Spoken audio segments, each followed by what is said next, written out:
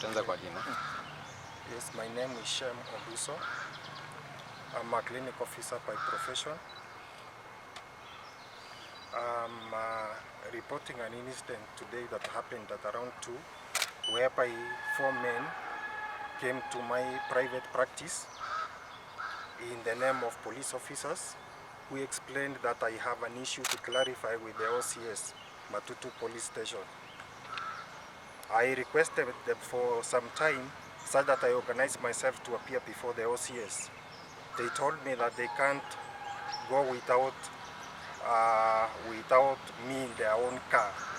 I requested them not to, and in fact they gave me like 1 hour for me to appear at Matutu Police Station. Before 3, I drove my own car to Matutu Police Station, accompanied by one of my colleagues who is a friend, to see the OCS. Unfortunately, on arrival, the OCS was not there. The 4 men who were police officers, not uniformed, took me to another room within Matutu Police Station, whereby I was told to wait for the OCS. In less than 3 minutes, the orders equally changed from these police officers, who later on directed me to go to another room, whereby I realized I was heading to a cell. On asking them why I should be in a cell, they told me, "You are under arrest."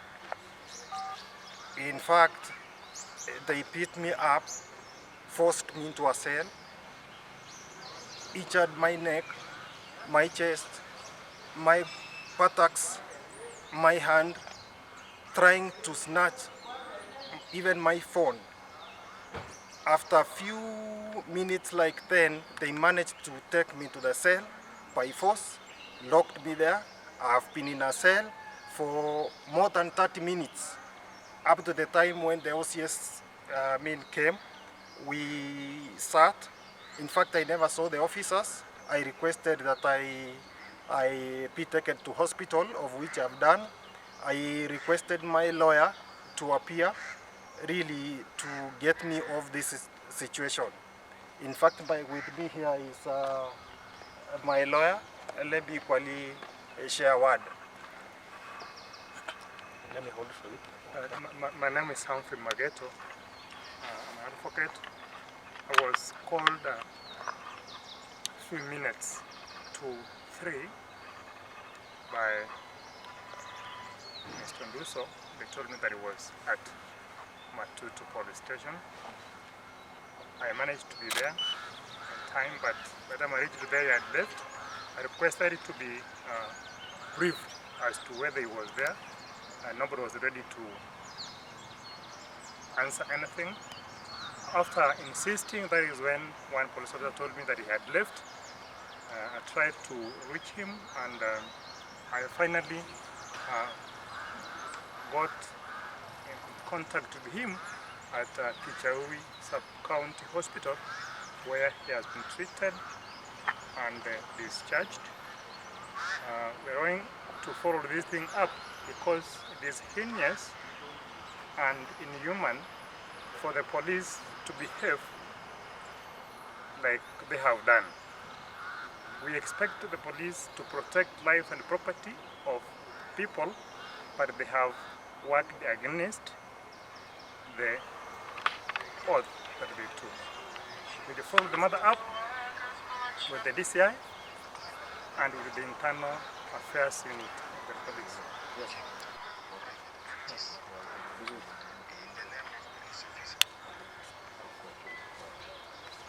I was told that there is a lady who went and complained that I had, in fact, hold her items in my facility illegally. So the reason as to why he was called to appear before the OCS is to give the reasons as to why the property of that lady is still lying in my hospital. Just to mention a few, that like 2 weeks ago, I had a conversation, that is a horizontal conversation with Rafiki team, where that lady works for, and they told me they were to come after 2 weeks. And those 2 weeks elapsed, they never appeared. I only managed to talk to 2 guys, 2 men, who called me on phone. I explained myself. They told me they will handle the issue in between management of my hospital together with that of Rafiki. I even got a message in my phone directing me that these guys from Rafiki were coming to my hospital to handle the issue on Thursday last week, of which they never came. I only now realized that it is not Rafiki, but it were police officers today. And they were summoning me equally to give a statement to the police as to why her items are still lying in my hospital.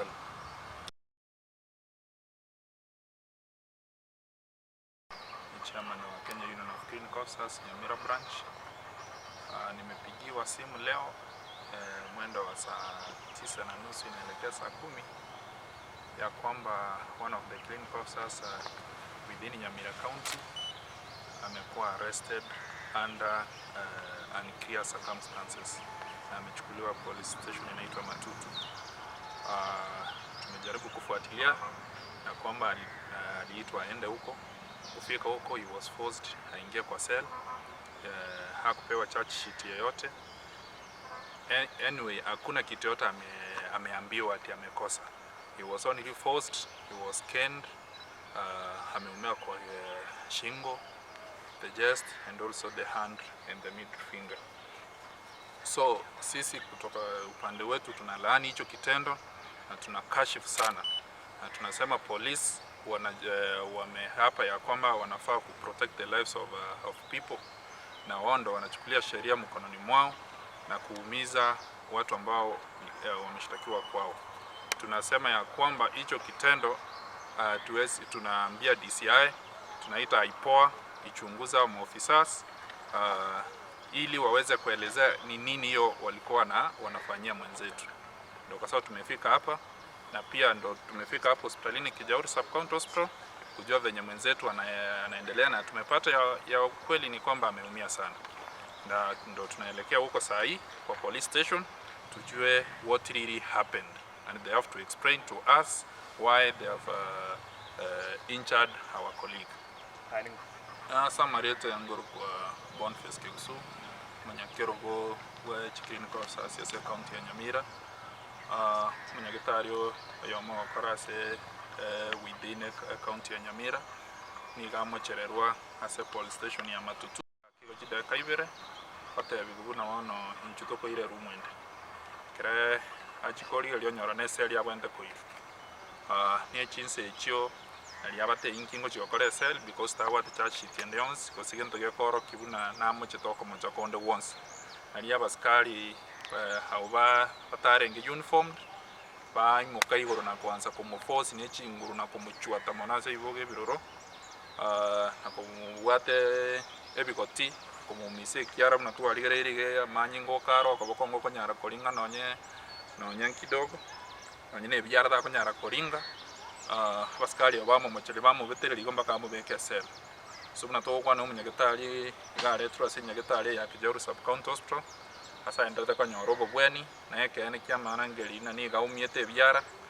na ndoko boko no guko lina kwa gutumia na kitu atebire iga abaskari baito ba Matutu imbaliete abaskari bonse Kenya ngimambaliete kiapo kyo bateba bwenda kolenda mwanya abantu nebintu bya bantu mba kubwata bimoki bayire chingura sa maboko abo banze kumisa abantu aba Kenya